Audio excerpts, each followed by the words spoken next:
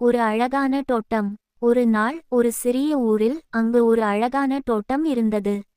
அந்த தோட்டத்தில் பல பூந்தொட்டிகள் இருந்தன. ஆனால் எல்லாருக்கும் விருப்பமானது ஒரே ஒரு செடி, அதுதான் ரோஜா செடி. அந்த செடியில் நீலம், சிவப்பு, வெள்ளை என நிறையாக ரோஜா பூக்கள் மலர்ந்திருந்தன.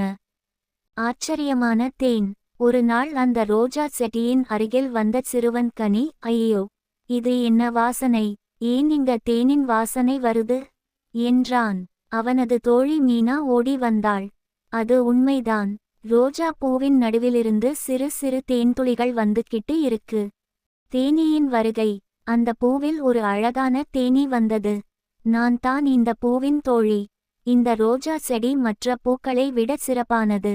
இது நல்ல வாசனை மட்டும் அல்ல, நற்குணத்தையும் கொண்டது. அதனால்தான் இங்க தேன் வந்திருக்கு.